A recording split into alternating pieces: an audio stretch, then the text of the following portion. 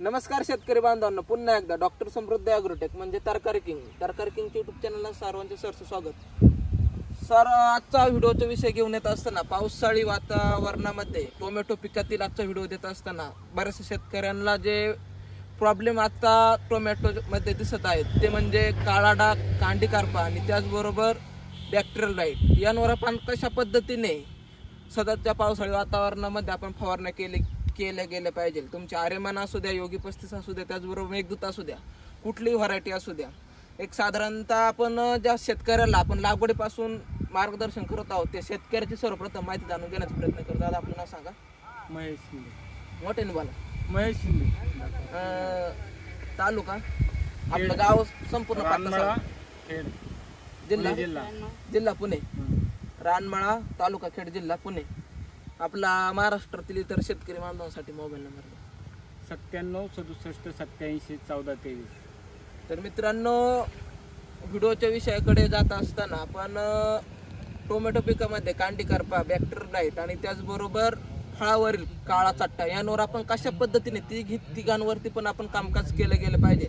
ज्यावेळेस आपल्याला पाऊस उघडीत देतो त्यावेळेस आपल्याला 2-3 तासाची उघडीत भेटते, त्यावेळेस आपल्याला सर्वप्रथम फवारणी करत असताना आपल्याला फवारणी करायची इक्वेशन प्रो घ्यायचे 16 लिटर पंपाचे प्रमाणे. मित्रांनो, इक्वेशन प्रो 20 ml, कॉसाइड 20 ग्रॅम.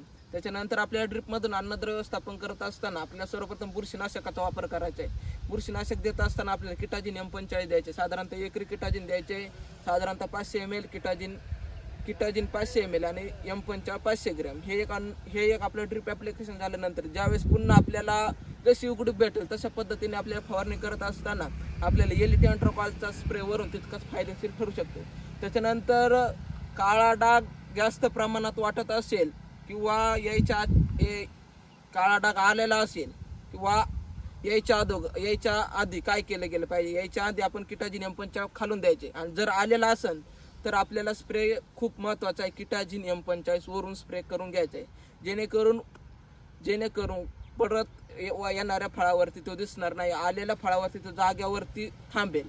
त्याच्यानंतर आपल्याला दुसरी फवारणी करत असताना आपल्याला इजुकीचा एक स्प्रे, ट्रॅक्टर ब्रँडचे इजुकी घ्यायचे 100 लिटर पंपाला 20 ml, म्हणजे लिटरला 20 ml, 20 लिटरला 20 ml आपल्याला स्प्रे करून घ्यायचा आहे. त्याच्यानंतर अन्नद्रव्य व्यवस्थापन केलं गेलं पाहिजे. बाजारभाव वाढते, त्याच्यामध्ये आत्ता पाहिलं तर आत्ता साधारणतः 500-600 रुपये मार्केट आहे. मार्केटला गेल्यानंतर आपल्याला व्यापाऱ्यांनी 2 रुपये रेट चांगलाच दिला गेला पाहिजे. व्यापाऱ्यांनी आपल्याला मालाकडे आकर्षक झाले पाहिजे. त्यासाठी आपल्याला मालाची साईज, चकाकी, चमक, गुणवत्ता, त्याचबरोबर फळातील आतमधील गर सर्व एकसारखं आपल्याला भेटलं गेलं पाहिजे. त्यासाठी आपल्याला अन्नद्रव्य व्यवस्थापन करत असताना वाढत्या पावसामध्ये किंवा पावसाचं प्रमाण जास्त असेल तर क्रॅकिंगची समस्या बऱ्याचशा शेतकऱ्यांना येते. त्यासाठी आपल्याला क्रॅकिंगची समस्या येऊच द्यायची नाही. त्यासाठी आपल्याला ड्रिपमधून साधारणतः 16 लिटर पंपाला 20 ml साधारणतः ड्रिपमधून एकरी द्यायचे 0.050 4 किलोपर्यंत. त्याचबरोबर फास्ट पोटॅश द्यायचे साधारणतः 5 लिटरपर्यंत. त्याच्यानंतर एक 5 ते 6 दिवसाचा गॅप द्यायचा. त्याच्यानंतर आपल्याला 13-0-45 किंवा 8-0-47 घ्यायचे. 5 किलो कॅल्शियम घ्यायचे 5 किलो बोरॉन घ्यायचे 500 ग्रॅम. हे एक आपल्याला तितकंच अन्नद्रव्य व्यवस्थापन फायदेशीर ठरू शकतं. प्लॉटची हाईट जर जास्त वाटत असेल, प्लॉट कांड्यामध्ये जास्त उचलत असेल तर त्यासाठी आपल्याला लिओसिनचा वापर करून घ्यायचे. लिओसिन घ्यायचे 16 लिटर पंपाला 20 ml, म्हणजे हवेतील एक्सिस नायट्रोजनचं प्रमाण कमी करून घ्यायचे. त्याचबरोबर तुम्हाला फुलकुजीचं प्रमाण जर वाटत असेल, मध्ये एखादा कॅल्शियम वगैरे गेल्यानंतर आपल्याला 0.52 द्यायचे साधारणतः 5 किलो आणि त्यासोबत बाहेरचं प्लॅनोफ्लिक्स द्यायचे साधारणतः 500 ml. हे एक आपल्याला अन्नद्रव्य व्यवस्थापन तितकं फायदेशीर ठरू शकतं.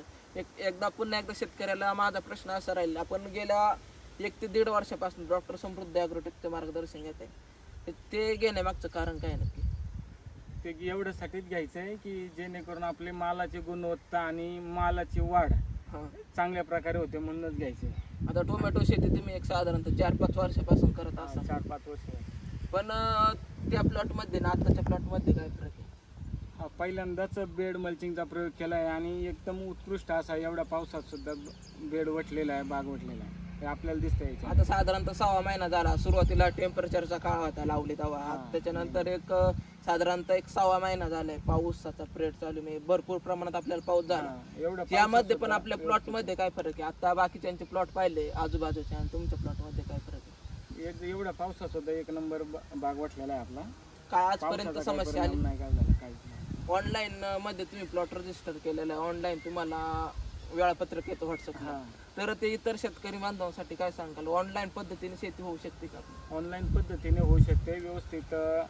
त्याचा फोटो वगैरे काय झाला समृद्धी ॲग्रोला पाठवला तर ते व्यवस्थित मार्गदर्शन ऑनलाईन सुद्धा होत आहे आणि त्याच्यावरती निरासन पण लगेच होते. निरासन वगैरे पटकन होतं. त्यासाठी तुम्ही किती फी दिली? त्यासाठी काय शुल्क 1100 रुपये आहे नाममात्र फी. त्याच्यामुळे एकदम व्यवस्थित शेती चालली. तर जे महाराष्ट्रातील इतर शेतकरी बांधव आहेत त्यांनी मार्गदर्शन घेतलं पाहिजे का काय? किंवा एखादा जो नवीन तरुण शेतकरी जो शेतीकडे वळतोय तर त्या शेतकऱ्यांना आपण कुठं जायचं, गावाला जायचं असेल तर आपण रोड मॅप लावतो, तशी शेतीमध्ये आपल्याला गरज आहे का मार्गदर्शनाची? तुम्हाला काय? हा, नक्कीच गरज आहे. कारण जो नवीन शेतकरी आहे आता माझ्यासारखा, तुम्ही पण नवीनच आहे. हा, मल्चिंग वरती तुम्ही पहिल्यांदाच पहिल्यांदाच केलेलं. इथून प्रयोग मागे केलाय. तुम्ही पाठ पाण्यावरती पारंपरिक पद्धतीने करत होते, त्याला पण योग्य आता मार्गदर्शनच पाहिजे. तुम्ही गोबीचा पण प्लॉट होता, दुधी भोपळ्याचा होता इथून मागे. एक ताईंला माझा प्रश्न असा राहील, भरपूर जणांचे ते बांधणे करतात हे गावामध्ये. ताई इकडे बघा. तर काय तुम्हाला प्लॉट मध्ये फरक काय जाणवते आता सध्या? तर लास्टात जाऊ द्या. तर मित्रांनो, अशा पद्धतीने कामकाज केलं गेल्यानंतर कुठल्याही प्रकारचे फळावरील काळा स्पॉट असू द्या, तुमचा ब्लॅक टेरर ब्लाइट असू द्या, त्याचबरोबर फुलकुजीचं प्रमाण असो, हे जागेवरती थांबल्याशिवाय थांबण्याची गॅरंटी या व्हिडिओच्या माध्यमातून मी देतो. ज्यांना कोणाला व्हिडिओ आवडला असेल त्यांनी लाईक, शेअर, सबस्क्राईब करायला विसरू नका. आणि त्याचबरोबर ज्यांना कोणाला प्लॉट रजिस्टर करायचे असेल, कुठल्याही स्टेजला प्लॉट असू द्या, तुमचा 40 दिवसाचा असू द्या, 30 दिवसाचा असू द्या, 20 दिवसाचा असू द्या, लागवड झालेला असू द्या किंवा चालू झालेला असू द्या, ज्यांना कोणाला मार्गदर्शन घ्यायची गरज आवश्यकता वाटते त्यांनीच घ्या. 1100 रुपयामध्ये लागवडीपासून तर शेवटच्या तोड्यापर्यंत फक्त 1100 रुपयामध्ये मार्गदर्शन केलं जातं.